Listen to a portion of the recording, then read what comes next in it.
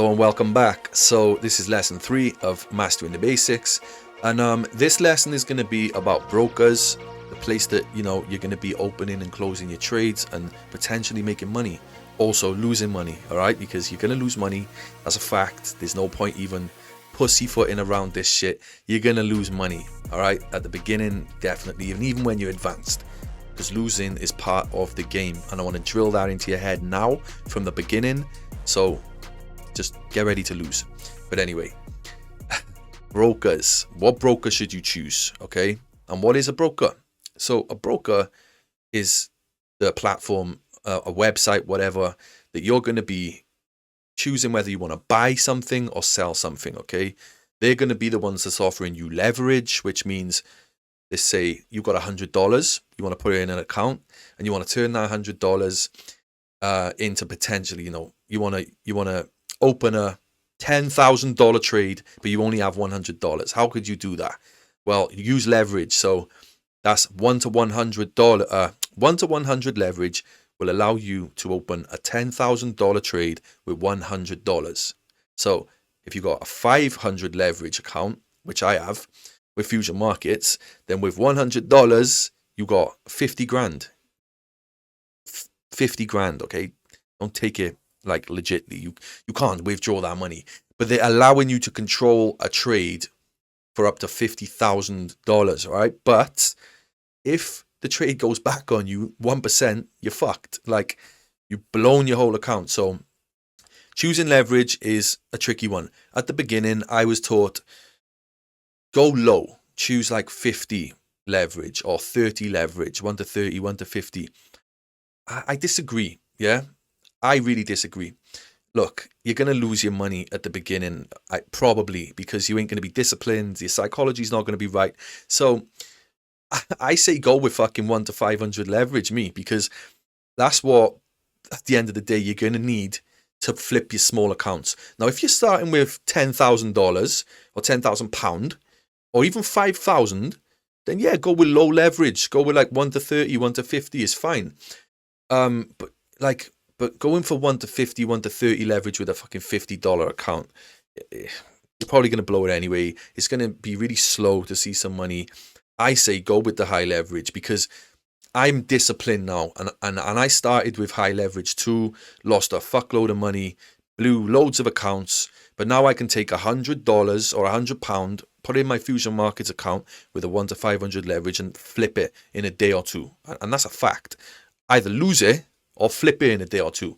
And then I've got like fucking from $100 to $200 or $300 in my account. I'm saying dollars because most of my viewers are from America, but £300, that's what I'd have in my account. So if I hit a 1 to 3, I've just turned my money into whatever, right? It doesn't matter. But I go for high leverage. That's the point I'm making. But it is a double-edged sword. High leverage can go in your favor or it can go against you. So the quicker it can gain you profits, the quicker it can eat your money too, right? So just understand that. But I don't care what people are going to say about this. They'll probably say it's bad teaching. I don't care. If you want to flip a small account, you need fucking high leverage. So 1 to 500. But if you ever get a broker that offers you 1 to 1,000 leverage, be a little bit wary of it. Be a bit risky of it. That's too much. Even I wouldn't trade that. That's stupid.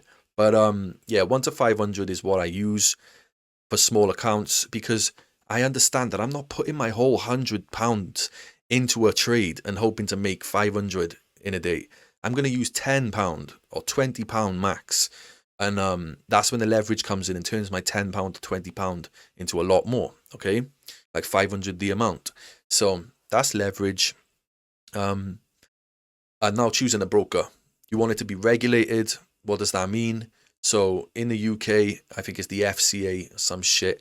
Let's just take a look on Google.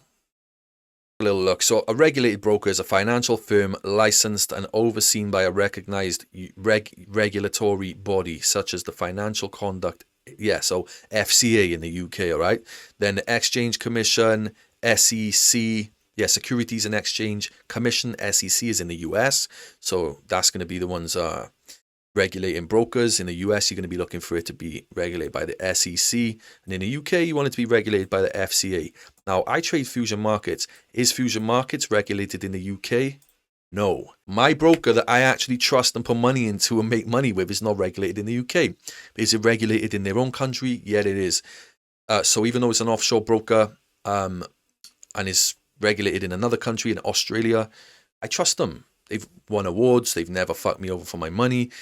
Could they? And could I do anything about it because they're not regulated? Not really. So look, the key characteristics of a regulated broker: licensed and authorized. They hold a valid license from a reputable regulatory body, demonstrating they have met the necessary requirements. Segregated funds. Client funds are held separately from the broker's own assets, protecting them in case of financial difficulties. This is, obviously having a regulated broker is the way to go, the way forward. But look, is Fusion Markets regulated? Yes, Fusion Markets is regulated. All right, there you go. But this is my broken mind. Is Fusion Markets regulated in the UK? No, Fusion Markets is not regulated in the UK. But do I still use them? Yes. Do I still love them? Yes. If I have a problem with them, is it my fault? Yeah. So the difference between these offshore brokers and why I use Fusion Markets is if I use a regulated UK broker, I can't get 1 to 500 leverage because the UK only offer 1 to 30 leverage. So I'm looking for that high leverage. I'm looking for that fast money, right? So, and I know this sounds like terrible teaching. Honestly, you shouldn't be looking for fast money. But at this stage of where I am, I've been trading for 3 years. I've lost loads of money. I'm looking now. I understand what I'm doing, kind of, So I'm flipping fucking small accounts quick. Like I'm trying to turn 1,000 to 10 grand in a month. All right. So maybe 2. Whatever. It doesn't matter. All I'm saying is I need high leverage. So that's the leverage part done. Also, when you go to open a broker, right? When you go to open an account with a broker, you're going to want to look for what their spreads are.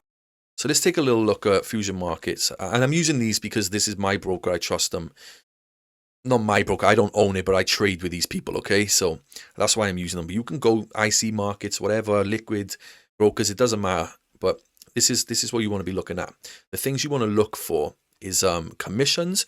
If you're a scalper, I don't give a shit. I will tell you straight, choose low spreads over commissions, all right? So I'm looking at what the spreads are. Now you see there's commissions, but look, with average spreads of 0.0 on Forex and majors, all right? And indices too, like the spreads on indices, like the things I trade, like US 30 and stuff, need to be low.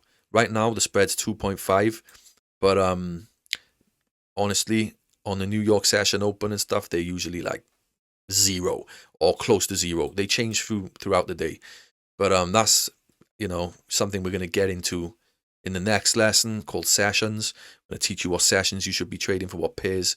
But let's just take a look. Indices. Now, for trading any pair, you're going to want low spreads if you're scalping, because I'll show you in a minute what spreads are and why they matter.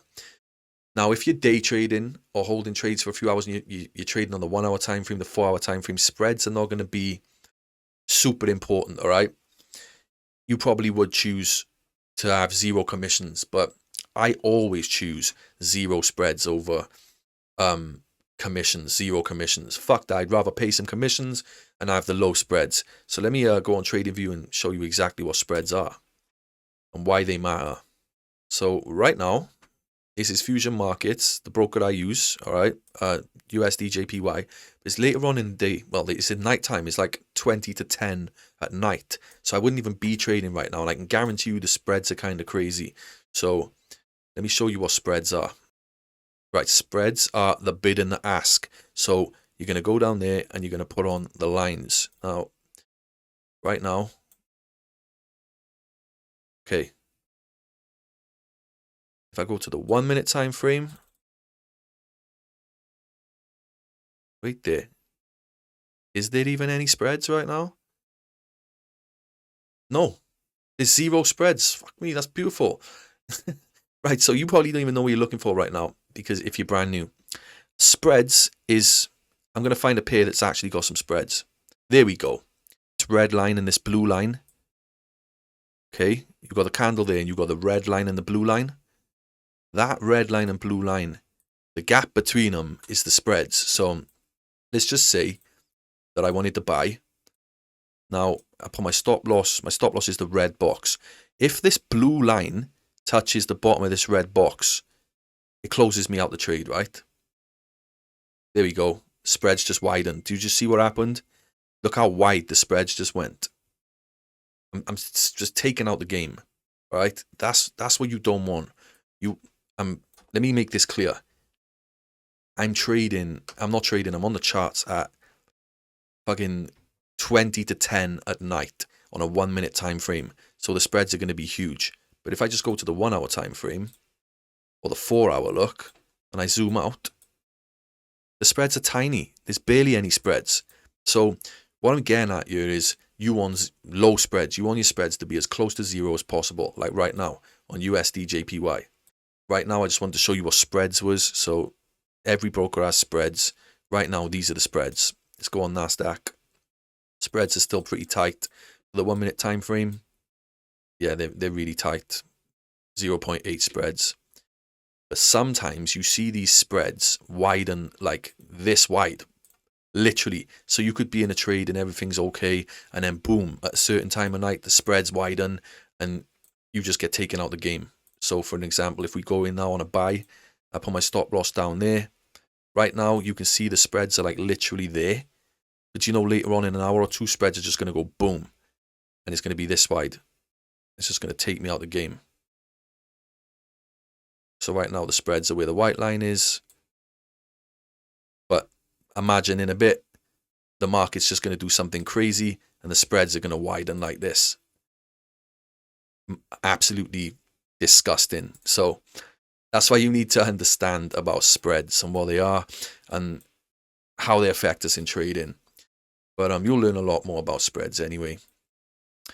But I just want to show you what they look like on the charts. This is your spreads. The more you zoom in, the more you're going to see them. But that's why if you're trading on the time frames like the 1 hour and stuff, you barely ever even notice the spreads. So yeah, it's the lower the time frame, the more dangerous the spreads are. But if the point of this whole thing is, if you get offered 0 spreads or 0 commissions, if you're a scalper, choose 0 spreads and choose to pay some commissions.